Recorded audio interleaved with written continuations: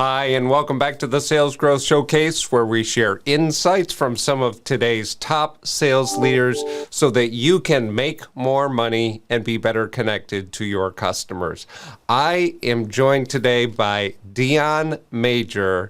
Dionne, thanks so much for being here. Why don't you briefly tell us a little bit more about yourself and how you impact others? Sure. Thank you so much for having me, Mark. I appreciate it. Very happy to be here. I impact others by being a coach and accountability partner. And there's true value in that for those of you that have ever had that outside third-party observer who isn't a therapist, who is a coach, who is an accountability partner, who's coming at you with 20 some odd plus years of experience. And that's my background, 20 plus years of experience in sales and technology, and grateful to have had the experiences I do both for companies and with individuals. Well, certainly appreciate you bringing that 20 plus years of experience to the program and sharing it with us. So my first question for you, Dionne, is with everything that's been going on, all of the changes going on in sales today, how are you, or maybe more appropriately, how are some of your clients growing sales today? Yeah, and it's so true. And so I think the number one question for every sales team has always been, or even a revenue generating team, whether it's marketing, BDRs, SDR, lead gen, demand gen, lead qualification, whatever title you want to give folks, is how do we reach the right people? How do we reach enough people? How do we reach enough eyeballs at the end of the day? So the age old prospecting, right? And so a lot of organizations, the organizations that have done well have had leadership that really took their team, just gave them a big virtual hug and said, this is what we're doing. They dove into their database. They gave their team appropriate training, not just a deluge of training, because that also happened.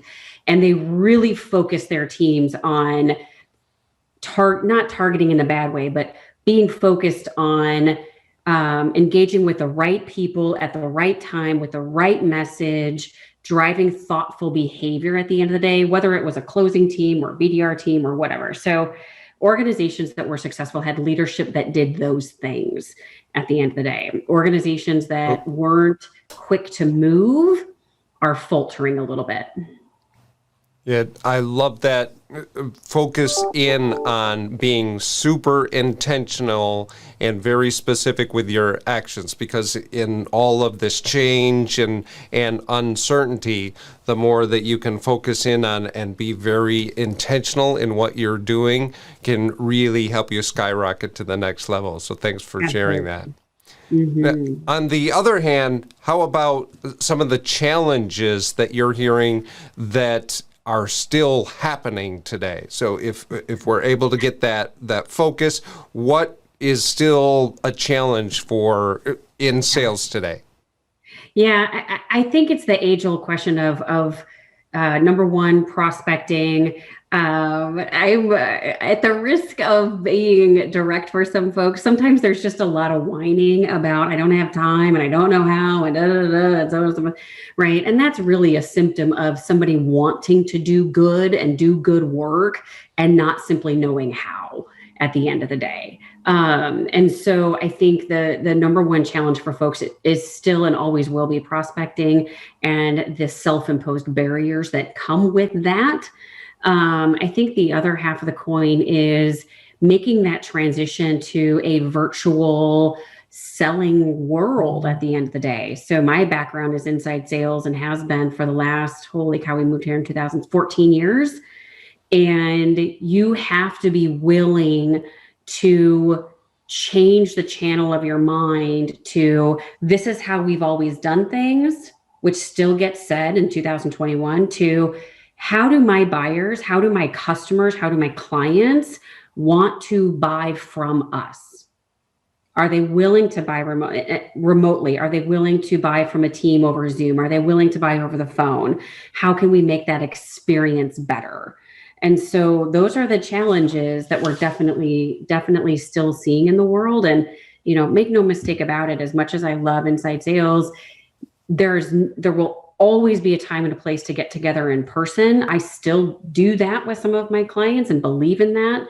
The majority of our work, though, is done remotely. So we build this muscle of being just as good, hopefully remotely, as we are in person. So those are, I think, the top two challenges that are still out there. And that's a beautifully lends itself, great segue to just kind of double click on that remote, the virtual selling. So you talked about the need to be able to have that connection with your customers, be able to shift to what was traditionally done for many sales organizations in person. Now, much of that has moved virtually. So what is the biggest area of opportunity still out there in the world of virtual sales? What are the benefits of getting really good at this virtual game? You have happier clients at the end of the day. Because again, there will always be a path of revenue that requires in-person, no question. However, if we truly want to serve our clients, and I believe in that wholeheartedly, then we listen to them and we say, hey, if you don't need somebody to come on site, then we can absolutely serve you remotely, virtually. We can send you video messages. We can talk with you over Zoom. We can talk to you via phone, talk to you via text. How do you want to be communicated with? So I think the word empathy got severely overused and misused quite a bit, and still does to this day, where I think what we're talking about is truly being proactive and thoughtful with our clients at the end of the day, and serving them in such a way that delights them into wanting to stay and be our customer. So I think for folks that are organizations that are willing to kind of do that work and take the deep dive, having a virtual sales team, remote sales team, inside sales team, whatever you want to call it, can really be a benefit for the clients as well as the company. And at the end of the day, let's not joke ourselves, right? It is a lower total cost of ownership for the organization with just as big of results as an outside sales team. So, and I've yet to work with an organization or stand up an inside sales team that didn't deliver results. Yeah, so that I love that the continued focus on delighting your customers, whether you're in the room with them or meeting with them virtually. Just focus on their challenges, what needs they have, and then delivering a solution that delights them. I love that. Well, now we've talked a bit about the sales teams themselves, about the opportunity today with all the changes going on. So how about let's talk about the leadership. For example, you meet a new sales leader that shares with you that they're fresh into role, they're super excited, but they're asking you for one nugget of advice that's going to help them really skyrocket their career. What's something you would share? Speaking, I'm sure the answer you get to this is wide and varied from a lot of folks. And what I'll share with you is the work that I do with folks is we focus on creating their sales infrastructure and their sales structure. So an onboarding plan, a hiring plan, a job descriptions, personas, segmenting databases, creating onboarding or ongoing onboarding, as our friends at Sales Enablement Society call it.